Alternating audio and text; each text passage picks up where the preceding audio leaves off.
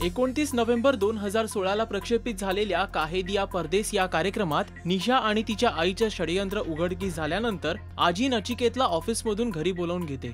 एव्हाना निशा तर सर्व बाजूनी अडकून पडते। तिला सुचत नाही की आता पुढे काय करायचं। तिची आई समजूत काढते आणि तिला सांगते की तू लवकरात लवकर तुझ्या सासरी जा आणि तिथे नचिकेतची समजूत काढून काहीच घडलं नसल्याचा आभास निर्माण कर। तो नक्की ऐकेल। त्याप्रमाणे निशा मान्य करते। निशा आणि तिच्या आईनं केलेल्या कृत्याबद्दल नचिकेतची मान आपल्या कुटुंबापुढे शर्मेनं खाली गेलेली असते। तो सर्वांना बजावतो की आज निशा सोबत जो काही माझा वाद होईल त्यामध्ये कोणीही पडायचं नाही। निशा घरी येते आणि मग नचिकेत तिला जाब विचारू लागतो। निशा नेहमीप्रमाणे बहाणे द्यायला सुरुवात करते आणि माझ्या विरोधात सर्व षडयंत्र रचत असल्याचा आरोप करू लागते।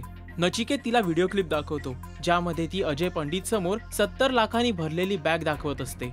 निशाला काहीच सुचत नाही आणि रागाच्या भरात ती शिव आणि आजीला उलटसुलट बोलून पाण उतारा करायला सुरुवात करते। शेवटी नचिकेत तिच्या बोलण्याला वैतागतो आणि मला तुझ्यापासून वेगळं व्हायचंय असं ठामपणे सांगून तिला अखेर घराबाहेर काढतो।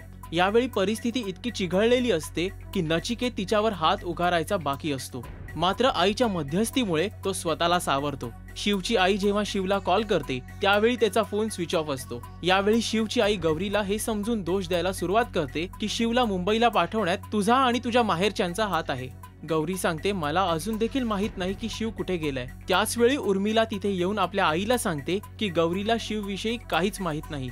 यावेळी उर्मिलाला ती सांगते की तू लवकरात लवकर तुझ्या सासरी जा, इथे राहून तू आमच्यासाठी अनेक समस्या निर्माण करतेस। निशा आणि नचिकेत मध्ये विकोपाला गेलेला वाद खरोखर दोघांना वेगळं करणार का? शिवची आई गौरी विरोधात पुन्हा काही नवा डाव खेळायच्या तयारीत तर नाही ना? या मालिकेत पुढे कोणकोणते चढउतार येणार याची उत्सुकता आपल्याला लागली असेल। यासाठी रोज पहा काहे दिया परदेस या मालिकेचे अपडेट्स फक्त राजश्री मराठीवर। नमस्कार, मी मृण्मयी देशपांडे आणि आपण मला पाहताय राजश्री मराठीवर।